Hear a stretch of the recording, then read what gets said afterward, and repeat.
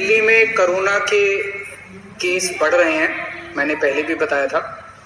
और लेकिन हमें चिंता करने की, घबराने की इसलिए ज़रूरत नहीं है क्योंकि दिल्ली के अंदर हमने आपके इलाज के लिए सफिशिएंट इंतज़ाम किया हुआ है। अगर आपके घर में किसी को कोरोना होता है तो हमने इंतज़ाम किया हुआ है कि उसको अस्पताल में बेड मिलेगा। अगर उसे ऑक्सीजन की ज़रूरत है, हमने इंतज़ाम किया हुआ है कि उसको ऑक्सीजन मिलेगी। अगर उसे वेंटिलेटर की ज़रूरत है, हमने इंतज़ाम किया हुआ उसे वेंटिलेटर मिलेगा। हमने देखा कि देश में, अपने देश में कुछ शहरों में और दुनिया भर में कई ऐसे बड़े बड़े देश हैं जहां कोरोना बहुत ज़्यादा फैल गया। वहां सबसे बड़ी दिक्कत क्या हुई? कोरोना अगर एक बार ही आ जाए तो फैलता तो है, लेकिन दिक्कत ये हुई कि वहां पे अगर 8,000 पेशेंट थे, 20,000 मान लीजिए पेशेंट थे, तो बेड उनके पास 8,000 ही थे। बेड की कमी हो गई उनके पास हेल्थ इंफ्रास्ट्रक्चर की कमी होगी, उनके पास वेंटिलेटर की कमी होगी, उनके पास आईसीयू की कमी हो गई। इस सब की वजह से वहां पे दिक्कतें आने लगी, लोगों को इलाज नहीं मिल पाया और लोगों की मौत बहुत ज्यादा हो गई।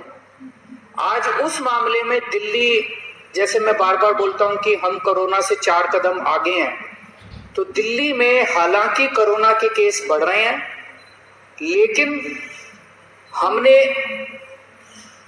इतना इंतजाम किया हुआ है कि अगर आपके घर में कोई बीमार होता है तो उसके लिए बेड का, ऑक्सीजन का, आईसीयू का, सबका इंतजाम किया हुआ है।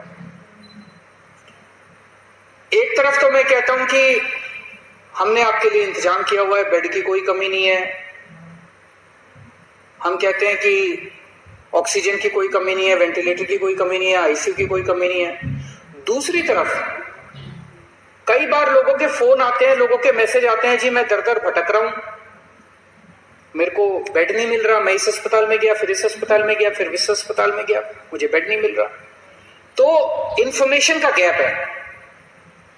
एक तरफ सरकार ने आपके लिए बेड का इंतजाम कर रखा है, जैसे आज की डेट में 6,731 बेड हैं और दिल्ली के अस्पतालों में केवल 2,600 पेशेंट हैं, तो लगभग 4,100 बेड खाली पड़े हैं। 4,100 बेड आज खाली पड़े हैं। लेकिन जब लोग जा रहे हैं तो उन्हें पता नहीं चलता कि मैं किस अस्पताल में जाऊं, मेरे को किस अस्पताल में बेड मिलेगा, मेरे को किस अस्पताल में ऑक्सीजन मिलेगी, मेरे को किस अस्पताल में वेंटिलेटर मिलेगा। लोगों को आइडिया नहीं है। तो ये इंफॉर्मेशन गैप है। इस इंफॉर्मेशन गैप को पूरा करने के लिए हम लोग आज एक ऐप लॉन्च कर रहे हैं। ये ऐप जो है, आप लोग डाउनलोड कर लीजिए इस ऐप को, और ये ऐप आपको ये जानकारी देगा कि दिल्ली के किस अस्पताल में, अगर आपको प्राइवेट में जाना तो इसमें सारे प्राइवेट अस्पतालों की जानकारी भी है, सरकारी अस्पताल में जाना चाहते हैं सरकारी अस्पताल की जानकारी भी है। ये ऐप आपको बताएगा कि दिल्ली के किस अस्पताल में इस वक्त कितने बेड खाली हैं, कितने बेड भरे हुए हैं। और तो ये एक बारी ऐप देख लेते हैं ये कैसे काम करता है। अभी आपके सामने ये दिखाएंगे, जैसे जब आप ऐप डाउनलोड करेंगे तो ये ऐप सामने दिखाया उसने कि टोटल बेड कितने थे।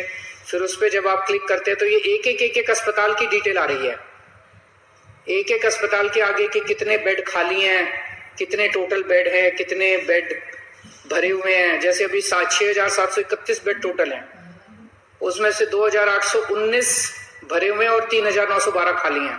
उसके अंदर ये वेंटिलेटर का आ गया, ये सारे किस अस्पताल में कितने वेंटिलेटर, टोटल 302 वेंटिलेटर है दिल्ली में और 210 खाली हैं, 92 वेंटिलेटर्स अभी भरे हुए हैं। तो ये अगर ऐप डाउनलोड करते हैं तो आपको सारी जानकारी मिलती जाएगी। ये ऐप दिन में 2 बार इसको अपडेट करेंगे, सुबह 10 बजे और शाम को 6 बजे ये ऐप अपडेट किया जाएगा, तो आपको लेटेस्ट स्टेटस पता चलता रहेगा। अगर आप इस ऐप को डाउनलोड करना चाहते हैं तो एक तो गूगल प्ले में जाके आप इस ऐप को डाउनलोड कर सकते हैं। गूगल प्ले में दिल्ली कोरोना इस नाम से आप इसको डाउनलोड कर सकते हैं। दूसरा, आप इसका वेब पेज भी खोल सकते हैं। अगर आपके पास ऐप नहीं है तो इसका एक वेब पेज बनाया गया है, delhifightscorona.in, delhifightscorona.in/beds। इसके ऊपर भी आपको ये सारा बेड्स का स्टेटस मिल जाएगा। अगर ये भी नहीं है तो आप 1031 जो हमारी हेल्पलाइन है, 1031 पे फोन करेंगे तो वो आपको पूरा का पूरा जो बेड्स का स्टेटस है वो आपको SMS के जरिए भेज देंगे।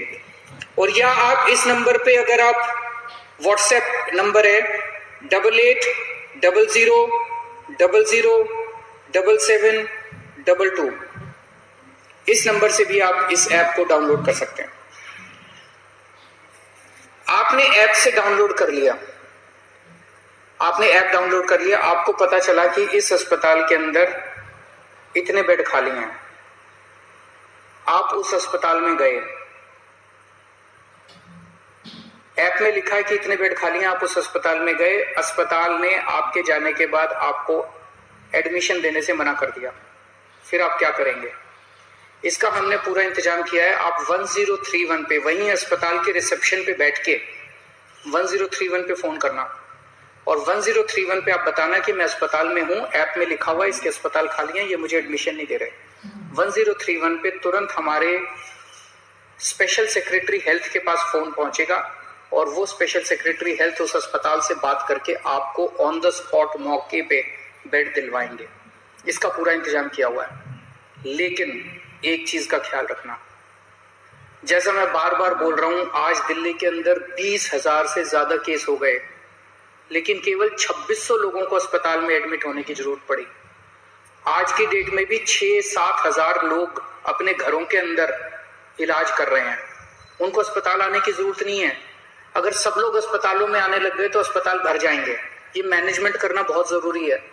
तो अगर कोई अस्पताल एनालिसिस करके, डॉक्टर्स एनालिसिस करके आपको ये कहते हैं कि आपको अस्पताल में एडमिट होने की जरूरत नहीं है, आप प्लीज घर में जाके, घर में अपना, आप माइल्ड हैं या एसिम्टोमेटिक हैं, घर में इलाज करा लीजिए, उनकी बात मान लीजिएगा।